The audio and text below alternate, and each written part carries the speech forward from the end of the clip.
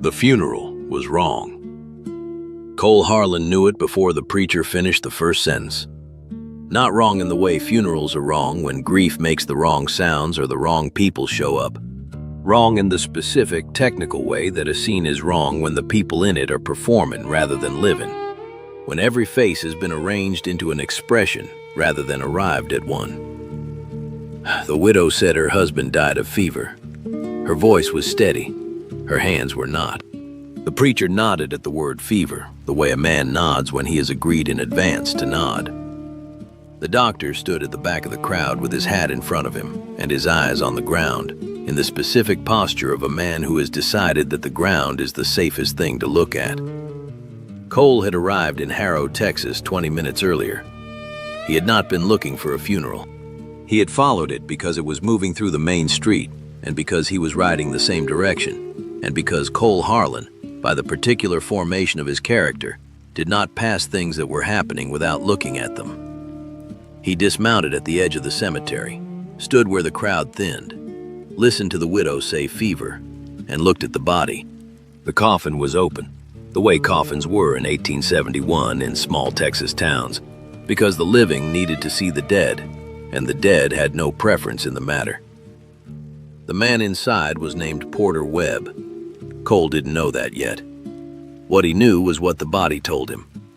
He had seen enough bodies to read them the way some men read weather. The coloring around the collar, the specific angle of the head, and there, below the left lapel, where someone had arranged the jacket with almost enough care but not quite enough, the dark circle in the fabric that was not a stain from fever. Cole looked at the preacher. The preacher looked at the widow. Cole looked at the doctor. The doctor looked at the ground. Cole looked at the crowd, 30, maybe 40 people, the entire population of a small town gathered to bury one of their own on a Tuesday morning. Not a single face turned toward him. Not because they hadn't noticed the stranger at the edge of the cemetery, because they had. And because noticing the stranger and meeting the stranger's eyes were two entirely different calculations. Cole looked at the widow one more time. She was still not looking at him, but her hands, wrapped around each other in front of her, wide at the knuckles, were shaking with the specific tremor of someone holding something in place by force of will that wants very badly to come apart. Cole put his hat back on, walked back to Shadow, mounted, and rode to the saloon. Because a town that buries its murdered men as fever victims in front of 40 silent witnesses is a town with a story. Before we continue, Texas, 1871. 6 years after the end of the Civil War, the state is under reconstruction. In small towns, power belongs to whoever takes it. And in Harrow, Texas, 3 men had taken it.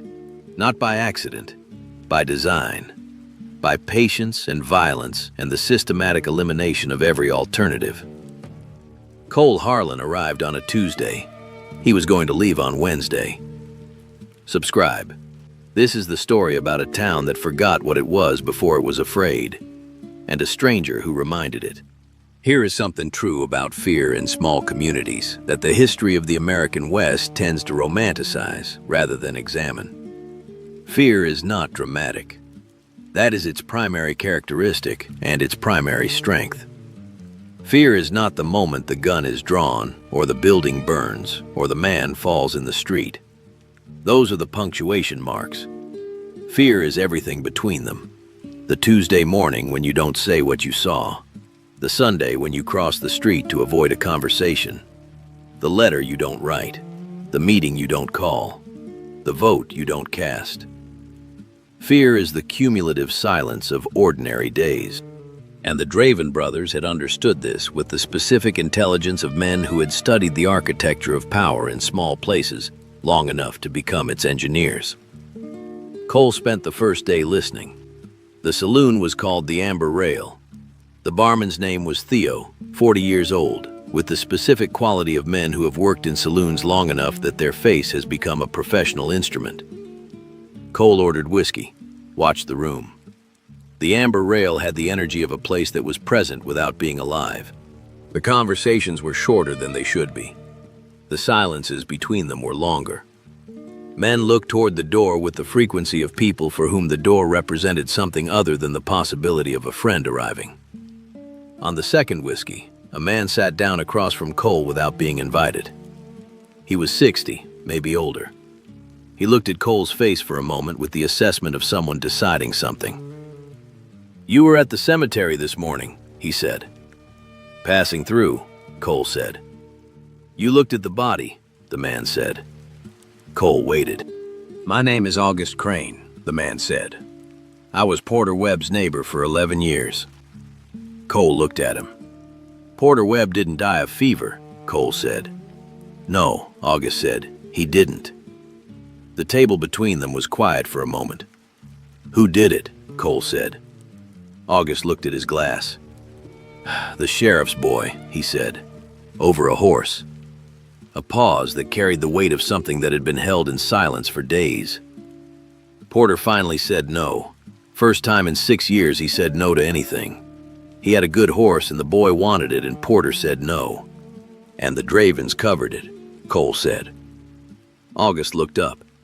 "You know the Dravens," he said. "I know the type," Cole said. August was quiet for a long time. "They came inside an hour," August said. "Elias and his brothers organized the whole thing before the body was cold. Told Clara, Porter's wife, what she would say and what the doctor would write and what the preacher would speak over the box." He looked at Cole. "Clara has 3 children. The youngest is 4. Cole said nothing. "She said fever," August said.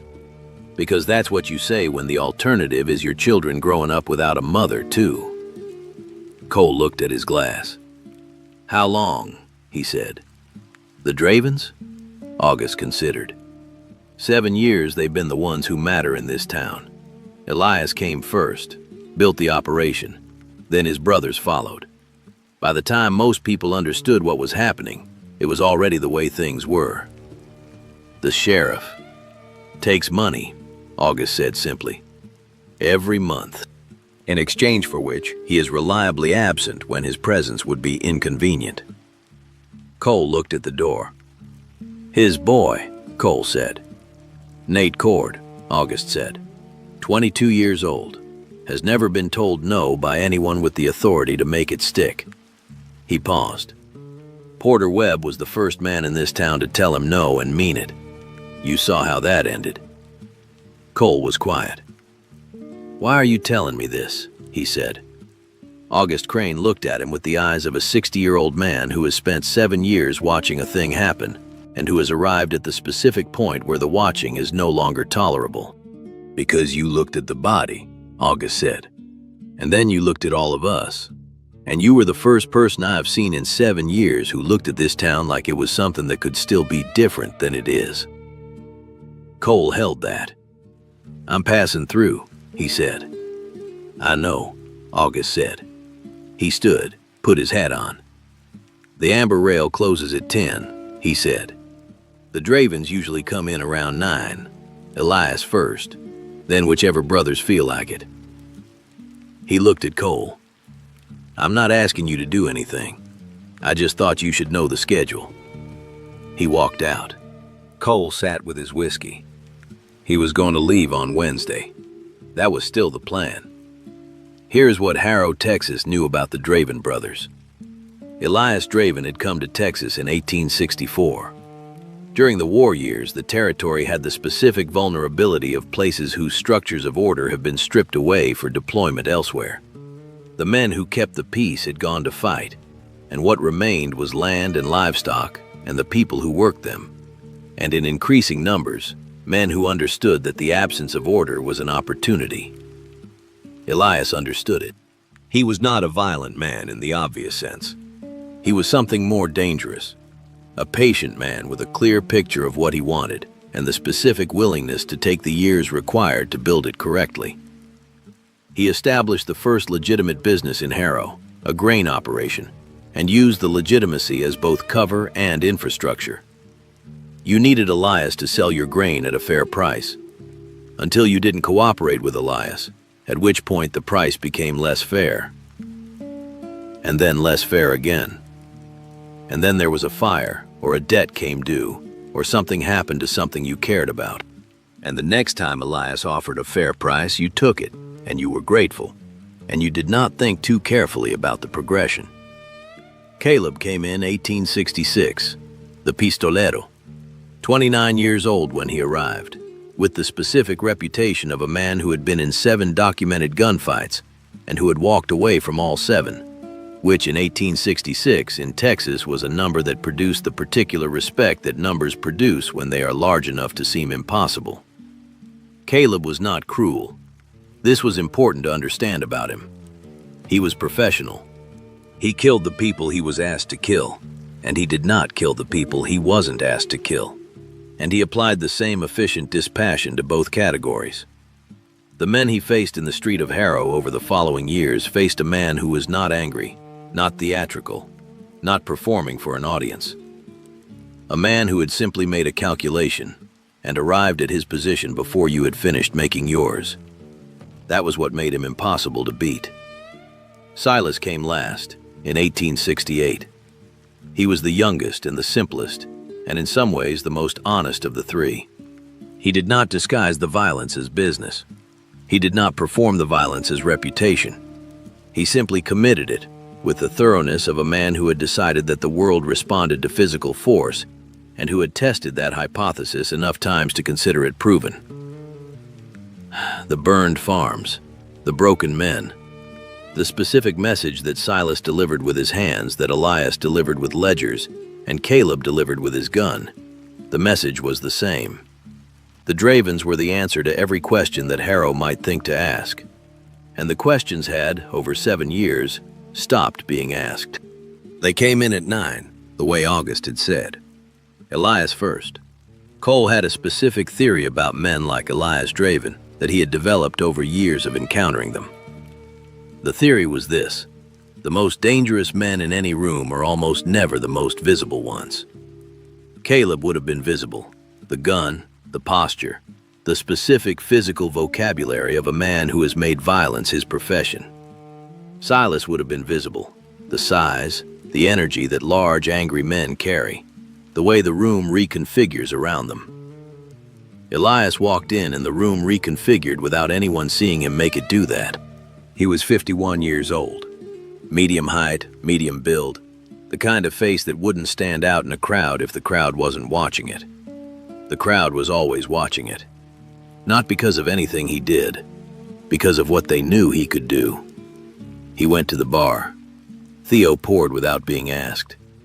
Elias drank slowly and looked at the room with the proprietary attention of a man surveying something he owns, not arrogantly, just accurately. His eyes found Cole.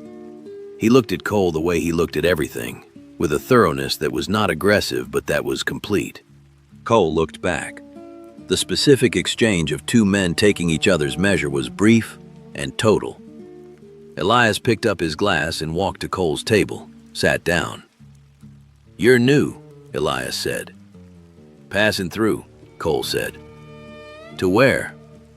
"North." Elias turned the glass slowly in his hand. "What brings a man through Harrow on his way north?" "The road," Cole said. Elias smiled, not with warmth, with the recognition of a man who appreciates a specific kind of answer. "I heard you were at the cemetery this morning," Elias said. Cole waited. "Porter Webb," Elias said. "Good man. Fever took him fast. These things happen." "They do," Cole said. Elias looked at him. "You have a name?" Elias said. "Cole." "Cole." Elias said it the way you say a word you're deciding whether to believe. "You planning to stay long, Cole?" "Till tomorrow," Cole said. "Horse needs rest." "Good town to rest in," Elias said. "Quiet, orderly. People here understand how things work, makes everything easier." Cole looked at him. "I imagine it does," Cole said. Elias stood. He looked at Cole for one more moment, with the eyes that had built 7 years of orderly silence in Harrow, Texas. "Enjoy your evening," he said. He went back to the bar. Caleb and Silas came in 20 minutes later. Cole watched all three of them for an hour. Then he went to the boarding house and slept. In the morning, he would leave. That was still the plan. It was the last time that plan was the plan. Clara Webb was at the well at 6 in the morning. Cole saw her from the boarding house window. 40 years old, maybe less. The frontier aged people in ways that made estimation imprecise. 3 children visible in the doorway of the house behind her, watching their mother the way children watch adults when the adults have recently become less reliable than they used to be. Clara pulled the bucket up. She did it the way she probably did everything now, with the specific mechanical efficiency of a person who has decided that function is the thing, and that anything beyond function is a luxury she cannot currently afford. Cole watched her carry the water back to the house. He watched the children step aside to let her in. He watched the door close. He picked up his saddlebag. He was halfway down the stairs when he stopped. He stood on the stairs for a moment. Then he went back to the room, set the saddlebag down, sat on the edge of the bed. He was not a man who narrated his own decisions to himself. He simply sat for a moment. Then he picked up his hat, left the saddlebag, and went to find August Crane.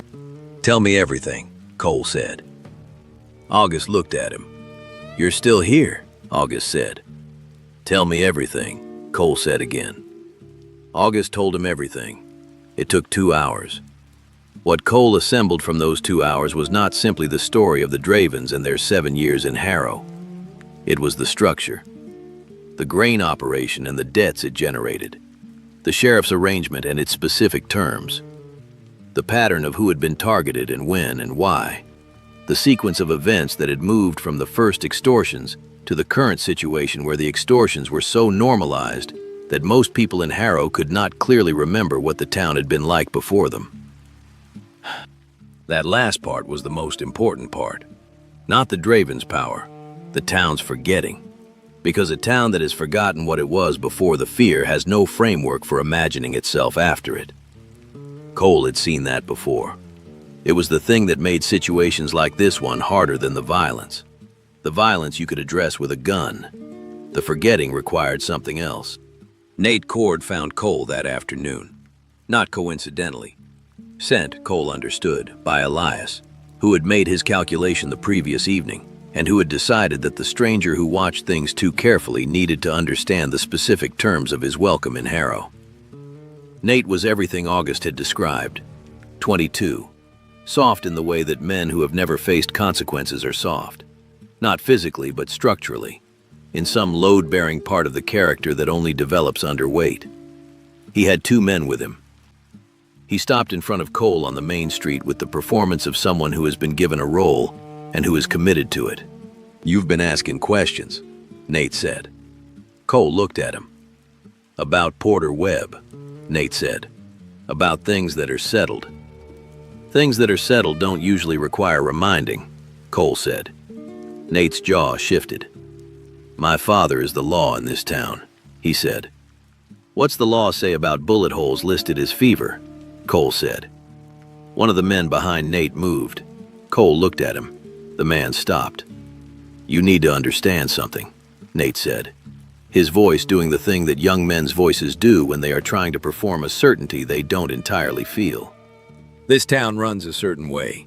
My father and the Draven family, they keep things orderly. A stranger who comes in and starts, Porter Webb had 3 children, Cole said. Nate stopped. "The youngest is 4 years old," Cole said. "She watched her mother lie at her father's funeral because the men who run this town ordered it." He looked at Nate with the pale eyes that the newspaper accounts mentioned, and that were, in person, the specific color of weather deciding what it's going to do. "That's what your orderly town looks like from the outside." Nate's hand moved toward his gun. Cole didn't move. "Go home, son," Cole said. The same sentence that Blackjack had used, once, on a different street. The same result. Nate's hand stopped, not because of the gun, because of the voice. Because there is a specific quality that men who have seen everything and fear nothing carry in their voices, and that quality communicates to something below the conscious mind, something older than reason. that produces in the listener the involuntary understanding that they are in the presence of a different category of person than they have encountered before. Nate Cord stood in the street of Harrow for a moment that was shorter than it felt. Then he turned and walked away. His two men followed. Cole watched them go. By nightfall, Elias Draven would know exactly what had happened. Cole knew that. It was not a miscalculation. It was an invitation. Here is something worth knowing about the mechanics of a gunfight that the legends almost always get wrong. The fastest draw does not win most gunfights. This seems counterintuitive. The entire mythology of the Western duel is built on the premise of speed, on the fraction of a second that separates survival from the alternative. But speed is a component, not the determinant. What actually determines the outcome of a gunfight between two capable men is the moment before the draw, the read. The understanding, assembled from posture and breathing and eye movement, and the dozen other signals that a body gives when it is preparing to act, of what the other man is about to do and when he is about to do it. A man who draws first is drawn to his own timing. A man who reads his opponent correctly draws to the opponent's timing, which is always slightly ahead of the draw itself. That fraction of a second, multiplied by competence, is the difference. Cole Harlan had not survived 20 years on the territory's worst roads by being the fastest gun available. He had survived by being the best reader. He understood a gunfighter's body the way a musician understands music, has a language with grammar and syntax and tells that, once you know how to hear them, are as legible as words. Caleb Draven was fast. Cole knew that before Caleb walked through the door of the Amber Rail at 9 o'clock that night. He knew it from August's description, from the specific reputation that fast men develop in small territories where the sample size is limited, but the events are vivid. He also knew something else. Fast men who have never lost develop a particular habit. They believe that their speed is the variable that matters, which means they prepare to be fast, which means they are, in the specific way of men who have found one answer and stopped looking for others, predictable. All three of them came this time. The room knew it before they were fully through the door, the specific atmospheric shift of a space that has learned to reorganize itself around certain presences. Conversations stopped. Cards were set down. Theo found something to do that kept his hands occupied and his eyes forward. Elias came first, as always. Caleb to his left, Silas to his right. The geometry of men who have done this enough times that the positioning is automatic. They found Cole at the corner table. Not the bar this time. The corner table. The table with the wall behind it and the full room in front of it. Elias looked at the table selection. He understood it. Cole watched Elias understand it. The three brothers stopped in the middle of the room. "You had a conversation with Nate Cord this afternoon," Elias said. "He found me," Cole said. "I didn't go looking." "He says you threatened him." "I told him to go home," Cole said. "That's not a threat. That's advice." Elias was quiet for a moment. "You've been in this town 2 days," he said. "You came to rest a horse and move on. That was the plan." He tilted his head slightly. "Plans are good things to stick to." "Usually," Cole said. "This town," Elias said, with the specific patience of a man who is making a genuine effort to be reasonable before he stops being reasonable, "runs a certain way. That way works because everyone understands their part in it, visitors included." Cole looked at him, then at Caleb, then at Silas, then back to Elias. "Porter Webb's youngest daughter is 4 years old," Cole said. The room was very quiet. "She watched her mother stand at her father's grave and call a bullet hole a fever," Cole said. "Because 3 men in this town told her to. Because those same 3 men have told this town what to say and what not to say, and what to see and what not to see, for 7 years. He looked at Elias.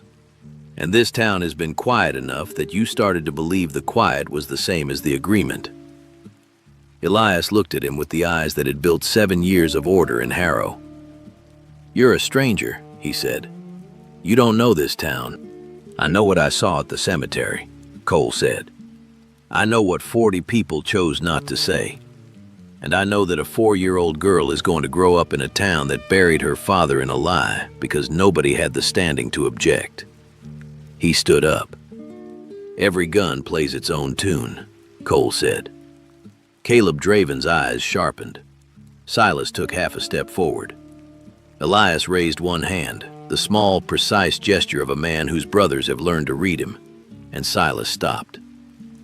"You think you can take all 3 of us?" Elias said. "I think," Cole said, "that you're about to find out whether you can take me." The room did not breathe. Cole watched Caleb. Not the gun hand, not the shoulder, the eyes. The eyes are where the decision lives before it moves to the hand. And Caleb's eyes, for all his speed, had the specific tell of a man about to draw. A fractional narrowing, a pulling of focus. The body beginning its commitment half a heartbeat before the hand received the instruction. Cole drew on the narrowing, not on the movement, on the intention. The shot was placed. Caleb's gun cleared the holster and discharged into the floor as his hand responded to the pain in his wrist. Not a disabling wound, but enough. The specific enough. Silas moved. Silas was fast for a large man, faster than most people expected, which was part of his effectiveness. But fast for a large man is still the movement of a large man, and Cole had already shifted left, and the second shot caught Silas in the shoulder, with the specific placement of someone who had decided in advance where each shot needed to go, and who was executing the decision rather than making it. Silas went down, not dead, down. The room was absolutely still. 2 seconds, 2 shots. 2 brothers on the wrong end of what they had walked into. Cole looked at Elias. Elias had not moved, had not reached for a gun. Because Elias Draven, who had never needed to be the fastest because his brothers were always faster, understood in this specific moment what he was looking at. Not a man who had beaten his brothers, a man who had decided before the conversation began exactly how it would end, and who had been right. The gun in Cole's hand was still, pointed at the center of the room, not at Elias specifically, at the situation.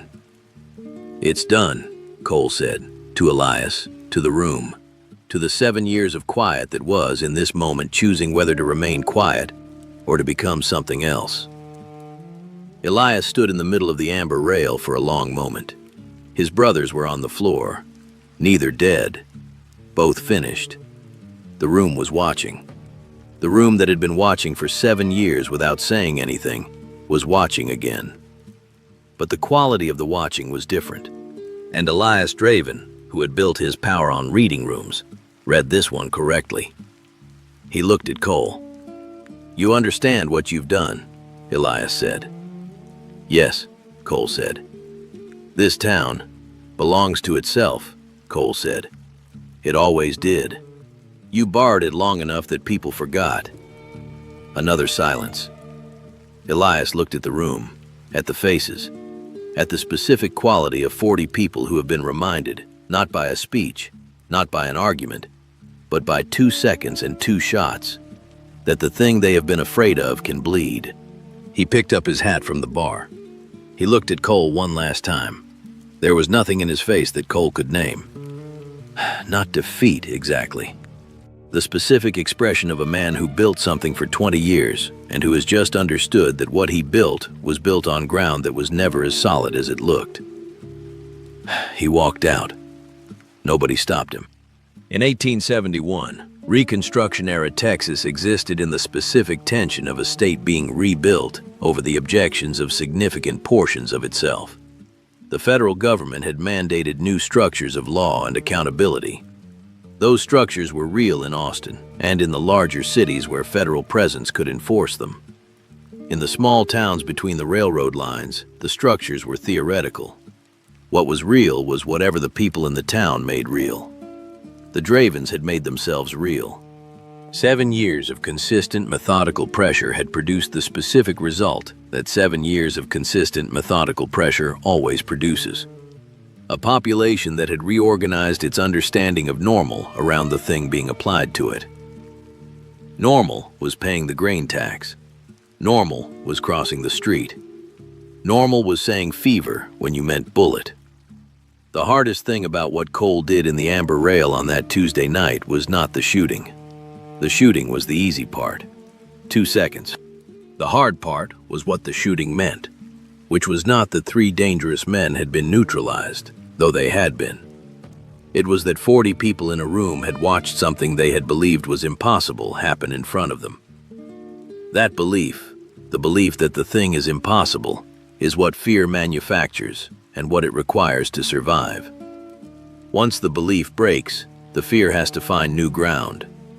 And in a town that had spent 7 years building that belief into every ordinary day, the breaking of it was not a small event. It was the event that all the other events had been waiting for. Cole left Harrow on Thursday morning, not Wednesday, Thursday. He stayed 1 extra day because August Crane asked him to, and because Cole Harlan, whatever else he was, honored requests made by 60-year-old men who had spent 7 years watching a thing happen, and who needed 1 day to begin the process of unwatching it. He spent the extra day doing nothing dramatic. He ate breakfast at the boarding house. He drank coffee in the Amber Rail at a table that nobody had needed to clear for him. He watched the town do the thing that towns do when something that was true for a long time stops being true. The slow, uncertain, slightly disbelieving process of testing the new reality. Of finding that the thing that was supposed to respond to the test doesn't respond anymore. Of beginning, cautiously, to extend into the space that the fear had occupied. Clara Webb came into the general store while Cole was there. She moved differently than she had at the cemetery. Not freely. It had been 2 days, and freedom doesn't come in 2 days after 7 years of the other thing. The specific difference of a woman who has put down something she was carrying, and who is still learning what her hands are for without it. She looked at Cole once, across the store. She didn't speak. Cole didn't speak. There are things that words flatten. This was one of them. Shadow moved through the Texas morning at the pace that Shadow always moved. Steady, particular. The pace of a horse that has learned that the road is not something to be defeated, but something to be traveled. Cole was not thinking about the Dravens. He was thinking about Porter Webb. Specifically, he was thinking about the moment at the cemetery when he had looked at the body and understood what it said, and had then looked at the crowd and understood what their silence said. He had ridden away from that cemetery. He had gone to the saloon. He had made a plan to leave on Wednesday. He had almost kept the plan. The thing that had stopped him was not heroism. Cole had a specific and long-standing wariness of the word, which was too clean for the thing it was supposed to describe. It was the hands. Clara Webb at the well, 6 in the morning, pulling water with the mechanical efficiency of a woman who had reduced herself to function, because function was what remained. He had seen that before.